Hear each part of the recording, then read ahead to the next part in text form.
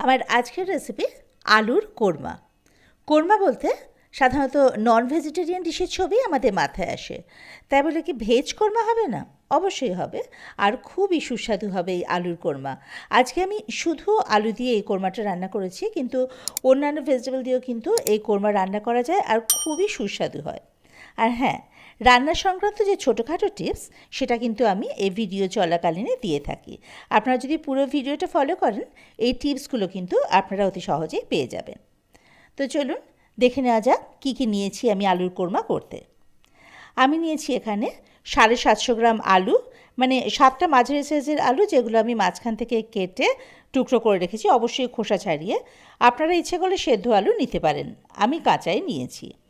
আর নিয়েছি 2টো মাঝারি সাইজের পেঁয়াজ, যে দুটো আমি খুব ভালো করে কুচিয়ে রেখেছি, আর 2টো মাঝারি সাইজের পেঁয়াজ যেটা আমি ছোট ছোট টুকরো করে কেটে নিয়েছি। এছাড়া আমি নিয়েছি 4টে গোলমরিচের দানা, 2টো লবঙ্গ, 2টো ছোটো এলাচ আর 1 ইঞ্চি মতো আদা, যেটা আমি কুচিয়ে রেখে দিয়েছি। এবারে ওভেনে একটা পাত্র বসিয়ে তাতে দিলাম 1/2 কাপ মতো জল। এতে আমি ছোট ছোট টুকরো করে কেটে রাখা পেঁয়াজগুলো দিয়ে দেবো, আর দিয়ে দেবো আদা, লবঙ্গ, ছোটো এলাচ আর গোলমরিচ। জলটা ভালোভাবে ফুটে উঠলে ফ্লেমটা কমিয়ে আমি মিনিট 10 ঢাকা দিয়ে রেখে দেবো এটা সেদ্ধ হওয়ার জন্য। এটা সেদ্ধ হোক ততক্ষণে অন্যদিকে আমি ওভেনে একটা কড়াই বসিয়ে তাতে দিয়ে দিলাম 4 টেবিল স্পুন মতো সাদা তেল। তেলটা গরম হয়ে গেলে ফ্লেমটা মিডিয়াম টু লোতে করে এতে আমি যে 2টো মাঝারি সাইজের পেঁয়াজ কুচিয়ে রেখেছিলাম ওই কুচনো পেঁয়াজগুলো এর মধ্যে দিয়ে দেবো। আর মিডিয়াম টু লোতে ফ্লেমটা রেখেই এই পেঁয়াজগুলো আমি লাল করে ভেজে নেব। পেঁয়াজ ভাজা হোক ততক্ষণে ওইদিকে পেঁয়াজ সেদ্ধ হয়ে গেছে, ওগুলো আমি কিন্তু জলটা ঝরিয়ে এটা ঠান্ডা হওয়ার জন্য রেখে দিলাম। আর পেঁয়াজটা আমার ভাজা হয়ে গেছে লাল করে, এবারে কিন্তু এই পেঁয়াজটা তুলে নেওয়ার পালা। তো এই পেঁয়াজগুলো আমি অন্য একটা আলাদা পাত্রে তুলে রেখে দেব। এবার কড়াইতে পেঁয়াজ ভাজার যে বাকি তেলটুকু রয়েছে তার মধ্যে ওই আলুর টুকরোগুলো দিয়ে দেবো, আর এতে দিয়ে দেবো স্বাদ মতো নুন। আমি এর মধ্যে 1.5 টিস্পুন মতো নুন দিয়েছি। এটাও মিডিয়াম টু লো ফ্লেমে বেশ লাল করে ভেজে নেব। আমি এখানে কাঁচা আলু ব্যবহার করেছি, আপনারা কিন্তু চাইলে আলুটাকে 80% সেদ্ধ করে নিয়ে তারপরে ব্যবহার করতে পারেন। তো আলুটা ভাজা হোক, ওদিকে যে সেদ্ধ করে জল ঝরিয়ে রাখা পেঁয়াজগুলো সেগুলো আমি একটা মিক্সিং জারে দিয়ে দেবো, আর এর মধ্যে দিয়ে দেবো 1/2 কাপ টক দই। এবারে এটাকে আমি খুব মিহি করে বেটে নেব। এভাবে পেঁয়াজ সেদ্ধ করে বেটে দিলে গ্রেভির টেক্সচারটা না ভীষণ স্মুথ হয়, মানে ক্রিমি টাইপের টেক্সচারটা হয়, আর ফ্লেভারটাও কিন্তু খুব ভালো আসে। তো এটা বেটে রাখা হয়ে গেছে, ওদিকে আলুও কিন্তু আমার ভেজে রাখা হয়ে গেছে। এবার আলুগুলো আমি একটা আলাদা পাত্রে তুলে নেব।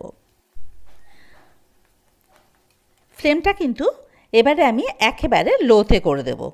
সব আলুগুলো তুলে নিয়েছি। এবার বাকি যে তেলটুকু এর মধ্যে গোটা গরম মশলা ফোড়ন দেবো। গোটা গরম মশলা বলতে একটা শুকনো লঙ্কা, একটা তেজপাতা, 2টো ছোটো এলাচ, 2টো লবঙ্গ। এলাচ কিন্তু আমি সবসময় ফাটিয়ে তেলে দিই, না হলে কিন্তু গায়ে ছিটে আসার সম্ভাবনা থাকে। এবার ভেজে রাখা আলুগুলোর মধ্যে দিয়ে তারপরে ওই যে টক দই আর পেঁয়াজের পেস্টটা সেটা এর মধ্যে ঢেলে দেবো। এই পেস্টটার মধ্যে টক দই আছে বলেই আমি ফ্লেমটা কিন্তু একেবারে লোতে করে দেবো, না হলে আবার টক দইটা কেটে যাওয়ার সম্ভাবনা থাকবে। আর টক দই কেটে গেলে তো পুরো গ্রেভিটা একেবারে ছানা ছানা হয়ে যাবে, খুব বাজে লাগবে। তাই ফ্লেমটাকে একেবারে লোতে করে দেবো। এবারে টক দই যে বাটিতে রেখেছিলাম সেই বাটি ধুয়ে একটু জল এর মধ্যে দিয়ে দেবো। এবার সব কিছু ভালোভাবে একটু মিশিয়ে এর মধ্যে দিয়ে দেবো 2 টিস্পুন মতো কিশমিশ। কিশমিশটা আমি ধুয়ে রেখে দিয়েছিলাম। এবারে ফ্লেমটাকে মিডিয়াম টু লোতে রেখেই ঢাকা দিয়ে মিনিট 10 রেখে দেবো আলুটা সেদ্ধ হওয়ার জন্য। এবার একটা কাপে আমি 2 টিস্পুন মতো গুঁড়ো দুধ আর একটু লিকুইড দুধ দিয়ে ভালো করে গুলে রেখে দেবো গ্রেভিটার জন্য। এদিকে 10 মিনিট পর ঢাকাটা খুলে নেব।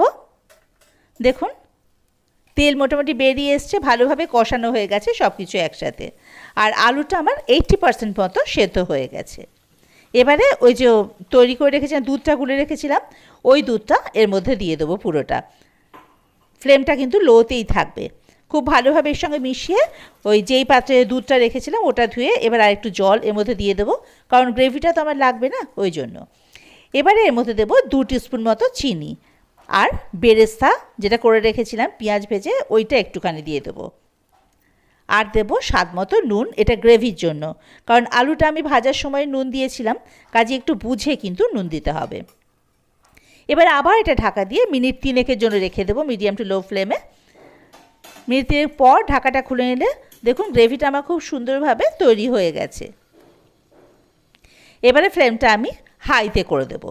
আলু কিন্তু একদম ভালোভাবে সেদ্ধ হয়ে গেছে। এবারে এতে দিয়ে দেবো আমি হাফ টিস্পুন মতো কেওড়া জল, আর হাফ টিস্পুন মতো গোলাপ জল, আর দেবো 1 টিস্পুন শাহি গরম মশলা।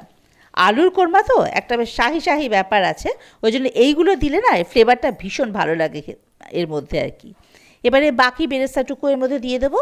সব কিছু ভালোভাবে একসঙ্গে নেড়ে ছেড়ে নিয়ে দেখুন টেক্সচারটা কি সুন্দর এসছে। এগুলো দেওয়ার পরে কিন্তু আর বেশিক্ষণ ফোটাবো না। এবারে ঢাকাটা দিয়ে মানে ফ্লেমটাকে অফ করে দিয়ে ঢাকা দিয়ে দেবো, আর স্ট্যান্ডিং টাইমে রেখে দেবো মিনিট 2 জন্য। 2 মিনিট পর ঢাকা খুলে দিলে দেখুন রেডি আমাদের আলুর কোরমা। এবার এটা আমরা একটা সার্ভিং বোলে নামিয়ে নেব। এই আলুর কোরমাটা কিন্তু আপনি রুটি, পরোটা, লুচি, পোলাও মানে যার সঙ্গে চাইবেন ভীষণ সুন্দর লাগে খেতে। আপনারা কিন্তু অবশ্যই এটা বাড়িতে ট্রাই করবেন আর আমাকে জানাবেন যে কেমন লাগলো আপনাদের এই রেসিপিটা। আর আমার চ্যানেলটাকে সাবস্ক্রাইব করে আমার পাশে থাকার জন্য অনুরোধ রইল। অবশ্যই বেল আইকনটা কিন্তু প্রেস করে দেবেন, যাতে করে আমি কোনো নতুন রেসিপি যদি আপলোড করি তার নোটিফিকেশনটা আপনাদের কাছে সহজেই পৌঁছে যায়।